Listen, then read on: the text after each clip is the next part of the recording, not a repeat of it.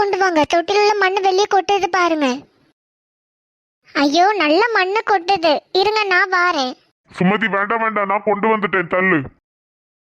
லேசா மண்ணு கொட்டுனா ஒன்னும் ஆகாது.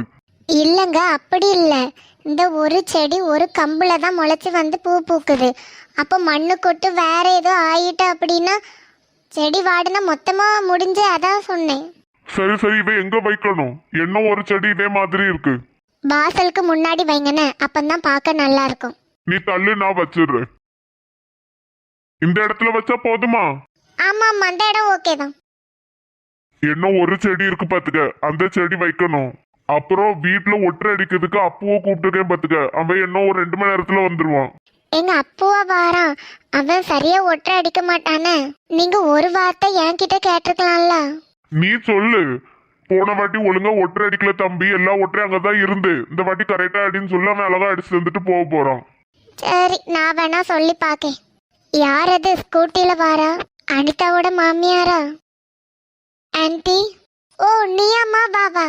அனிதா இன்னைக்கு உன்னை கூப்பிட்டு இருந்தாலுமா? ஆமா ஆன்ட்டி, இன்னைக்கு ஃபேஷியல் பண்ணணும்னு சொல்லியிருந்தாங்க. அவட்டு நேத்து சொன்னேன்னா நானே பியூட்டி பார்லர்ல கொண்டு விடுறேன்னு. ஆமா அங்கிள், அவங்க கேட்டிருந்தாங்க என்ன ப்ராப்ளம் அப்படின்னா, இன்னைக்கு ஈவினிங் எனக்கு ஒரு ரிசப்ஷன் வீட்டில் மேக்கப் போட போகணும். இன்னைக்கு ஈவினிங் வரேன்னு சொன்னால் கஷ்டம், அதான் நான் மார்னிங்கே அங்கேயே இருங்க, நான் வீட்டுக்கு வந்து பண்ணி விடுறேன்னு.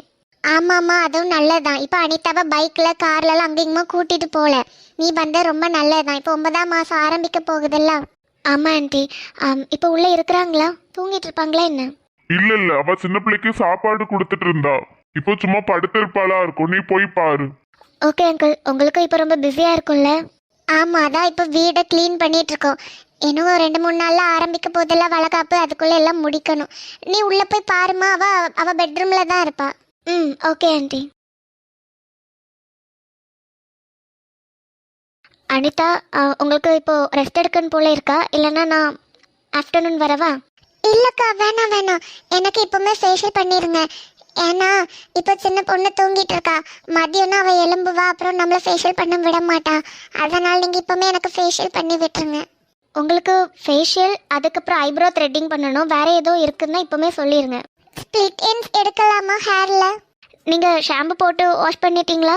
ஆமாக்கா, அன்னைக்கு காலையில் தான். எதுக்கு உங்ககிட்ட கேட்டு பார்க்கலான்னு தான் நான் ஷாம்பு போட்டு வாஷ் பண்ணிட்டேன். எடுக்க டைம் இருக்குமா? ஸ்ப்ளிட் எண்ட்ஸ் எடுக்கணும்னா கொஞ்சம் டைம் ஆக தான் செய்யும். ஃபஸ்ட்டு ஐப்ரோ த்ரெட் பண்ணலாம், அதுக்கப்புறம் ஃபேஷியல் பண்ணிவிட்டு அதை வந்து நான் அப்படி உங்கள் ஃபேஸில் கொஞ்சம் நேரம் விடுவேன்ல, அந்த நேரம் ஸ்ப்ளிட் எண்ட்ஸ் எடுத்து மாற்றி மாற்றி அப்படி ட்ரை பண்ணிக்கலாம். சரிக்கா. நீங்களும் ரிசப்ஷன் வீட்டுக்கு போகணுமா?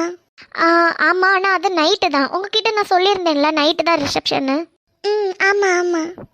அனிதா அண்ணாம்மா வாம்மா வா, ஜூஸ் குடிக்கிறியா? வேணாம் பாட்டி, இருக்கட்டும், டைம் இல்லை. கொஞ்சம் குடிங்கக்கா. இல்லைங்க வேணாம், உங்களுக்கு ஃபஸ்ட்டு எல்லாம் முடிக்கலாம், அதுக்கப்புறம் டைம் இருந்தால் பார்க்கலான்னு. பாட்டி நான் மேக்கப் போட வருவேன்ல, அப்போ தாங்க, இப்போ வேணாம். சரிம்மா நீ பாரு. பாட்டிமா வந்தனா அந்த பெட்ரூமில் தூங்கிட்டு இருக்கா, அவள் எழும்பிராம பாட்டி, நீங்கள் கொஞ்சம் பக்கத்தில் போய் இருங்களாம். சரிம்மா பாட்டி பார்த்துக்கடி, நீ எல்லாம் முடிச்சிட்டு வா. அடுத்து நீங்கள் வேகமாக குடிங்க, நான் இப்போது த்ரெட்டிங் பண்ணுறதுக்கு எல்லா திங்ஸும் எடுத்து வைக்கிறேன். அக்கா இந்த ரூமில் 2 பிளக் பாயிண்ட் இருக்கு. ஓகேங்க, நான் பார்த்துக்கிறேன்.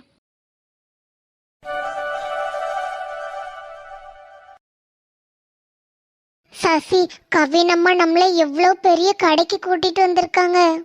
ஆமா, என்னாச்சு, ஏன் டல்லா இருக்கா?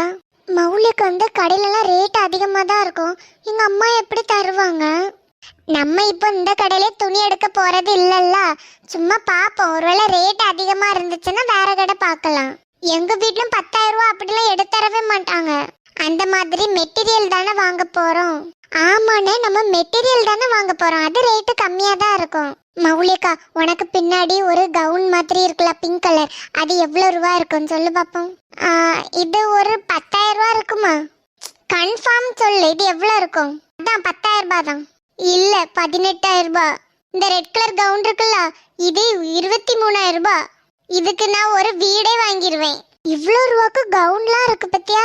சசி இது கம்மி, எங்க அனிதாக்கா ரிசப்ஷனுக்குலாம் போட்டாளா, அது அப்பவுமே 15,000 ரூபாய், 15,000 ரூபாய் உடுப்பு, அந்த ரெட் கலர். ஓ அப்படியா, அதான் அவ்வளோ வெயிட்டா இருந்தோ? ஆமா, இப்படி ரேட்டா எடுக்கிற துணிலாம் ரொம்ப வெயிட்டா இருக்கும், நம்மள அதுக்கு உள்ளே போயிடுவோம். நான் பேசினேம்மா கடைக்காரங்கிட்ட, இங்கே மெட்டீரியல் துணி மேலே இருக்கான். வனஜா ஆண்டி, இந்த கடை ரொம்ப பெருசா இருக்கு, ரேட் அதிகமா இருக்குமோ? இங்க ரேட் அதிகம்தான், ஆனா நம்ம மெட்டீரியல் தானே எடுக்க வந்திருக்கோம். சொன்னேன்னா உன்ட்ட மெட்டீரியல் ரேட் கம்மி தான். ஆமா, நீங்களாம் நண்டு சைஸ்ல தானே இருக்கீங்க, மெட்டீரியலுக்கு அவ்வளோ ரூபாலாம் ஆகாது, கொஞ்சம் மீட்டர்லேயே வாங்கிடலாம். சரி மேலே வாங்க போகலாம். கேப்ல நண்டுன்னு சொல்லிட்டு போயிட்டாங்க பாரு. ஏதோ இப்போ சொல்லிடாத, வேற துணி தைக்க மாட்டேன்றாங்க. வா மேல போலாம். வாங்க, என்ன மாதிரி பாக்குறீங்க? ஐஃபிலத்த சவுண்ட் மாதிரி இருக்குல்ல? ஆமா. நாங்க ஒரு Dress பார்த்து வச்சிருக்கோம், அதே மாதிரி தைக்கிறதுக்கு மெட்டீரியல்ல துணி எடுக்க வந்திருக்கோம். போட்டோ இதுவும் இருக்கா? மௌலி, போட்டோலாம் உன் ஃபோன்ல தானே இருக்கு? ஆன்ட்டி, நான் உங்களுக்கு வாட்ஸ்அப்ல அனுப்பிட்டேன். அப்படியே அப்பனா பாக்கேன். ஏமா தங்கச்சி, இந்த மாதிரி Dress தான். இதே கலர்ல பாக்குறீங்களா இல்லனா வேற கலர்ஸ் எதுவும் நீங்க யோசிச்சு வச்சிருக்கீங்களா? இதே கலர் தான். அப்படிதானே? ஆமா, இதுல இருக்கிற மாதிரியே தான். சரி, அப்போ இதுல இருக்கிற மாதிரி கலர்ல நான் காமிக்கிறேன். ஃபர்ஸ்ட் ஸ்கர்ட் பாக்குறீங்களா இல்ல மேல இருக்க பிளவுஸ் ஷால் அந்த மாதிரி? தங்கச்சி, இதுல வந்து கீழேயும் பாட்டமும் டாப்பும் வந்து ஒரே கலர்ல தானே இருக்கு, அப்போ ஃபர்ஸ்ட் அதே காமிங்க. சரிங்க, நான் காமிக்கிறேன். ரொம்ப ரூபாய் ஆகுமா? இல்ல இல்ல, மொத்தமா சேர்த்தா ஆளுக்கு ஒரு 1000 ரூபாய் அப்படி ஆகும். 1000 ரூபாவா? இது கம்மிமா. இந்த ட்ரெஸ்ஸாவே நீ வாங்கினா ஒரு 10,000 ரூபாய் இருக்கும். வேற தையல் கூலி ஒரு 500 ரூபா போடு, 1500 ரூபாயிலே முடிஞ்சிடும். ஆன்ட்டி, அந்த பிளவுஸ்ல தொங்குதல் ஆரி ஒர்க் மாதிரி அப்படி பண்ணி தருவீங்களா? அதுனா ரொம்ப ரேட் ஆகும் மௌலி. நான் அதனால என்ன யோசிச்சிருக்கேன்னா, இந்த துணியை லேஸ் மாதிரி ஒட்டுவாங்க, அதை வாங்கிட்டோன்னா விலை ரொம்ப கம்மி, அதிலே முடிச்சிடலாம். ஆமா, லேஸ் எனக்கு தெரியும். மௌலிகா, எங்க அம்மா பிளவுஸ்ல அப்படி வச்சுதான் ஸ்டிச் பண்ணுவாங்க. ரேட்டு கம்மி, ஆரி ஒர்க் மாதிரியே இருக்கும். மேடம், இது பாருங்க. இது கலர் கொஞ்சம் வித்தியாசமா இருக்க. லாவெண்டர் ஷேடு வருதுல்ல, தேன்குடு கலரும் லாவெண்டர் ஷேடும். அப்போ உங்களுக்கு இந்த மாதிரி காப்பர்ல வேண்டாம் தானே, பிளெயின் போதும்.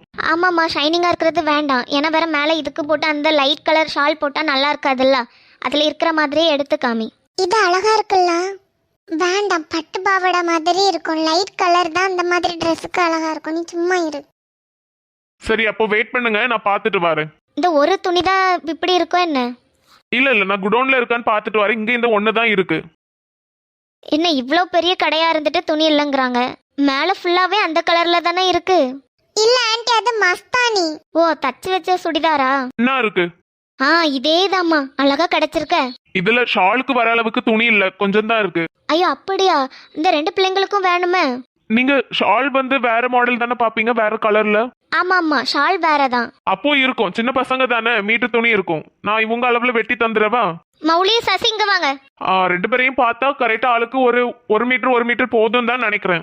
நான் வந்து ஃப்ரில் வச்சு தைப்பேன் பார்த்துக்க, அதில் அப்படி தான் போட்டிருக்கு. அதனால அதெல்லாம் கணக்கு பண்ணி கரெக்டாக நீ வெட்டி கொடுத்துரு. Okay madam. நான் அதை பேக் பண்ணிட்டேன். கீழே தான் பில் கட்டணும், சரியா? இப்போ நீங்க ஷால் பார்க்கணும் தானே? ஆமாம், அங்கே இருக்குமா?